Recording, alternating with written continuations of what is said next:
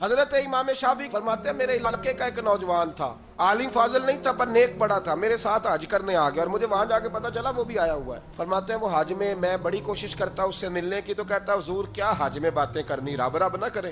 فرماتے ہیں موقع ہی نہ دیتا، جوان تھا بڑا پرہیزگار۔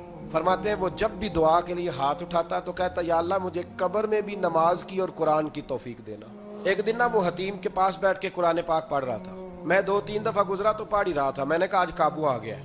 میں اس کے پیچھے بیٹھ گیا اور میرے دل میں خیال تھا کہ جتنا بھی آج پڑھے گا نا میں نے اسے 2-4 باتیں کر کے ہی جانا ہے۔ اس نے قرآن مجید سمیٹا اور میری طرف دیکھ کے کہنے لگا حضور میں بھی آپ کا انتظار کر رہا تھا۔ کہتا میں خوش ہو گیا، لیکن اس نے کمال کر دی، جیب سے چند دینار نکالے اور کہنے لگا حضور آج ظہر کی نماز کے بعد نا میرا انتقال ہو جائے گا، تو یہ نا پیسے رکھ لیں، کفن خرید کے نا تو میرا جنازہ پڑھ کے تو یہاں جنت المعلا میں دفن کر دینا۔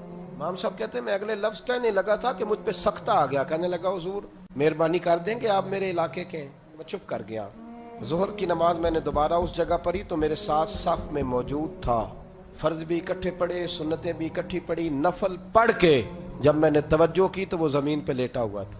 آپ فرماتے ہیں میں نے غسل دیا، کفن دیا، دفن کر دیا۔ کئی سالوں کے بعد میں دوبارہ آیا، اسی جنت المعلا میں مجھے ایک اور جنازہ پڑھنے کا موقع ملا۔ میرے دل میں ہمیشہ خیال آتا تھا کہ وہ تو کہتا تھا یا اللہ قبر میں بھی قرآن کی توفیق دینا، تو یا اللہ مجھے دکھا وہاں پڑھتا ہے کہ نہیں پڑھتا۔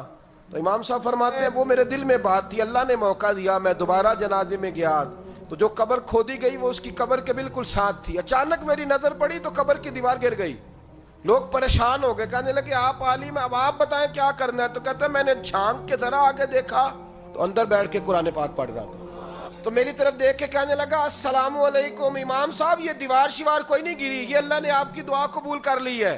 آپ کو پتہ چل گیا نا رب نے مجھے قبر میں بھی قرآن پڑھنے کی توفیق عطا فرمائی۔ بھائی قرآن پاک سے دلچسپی، شوق پیدا کریں، ذوق۔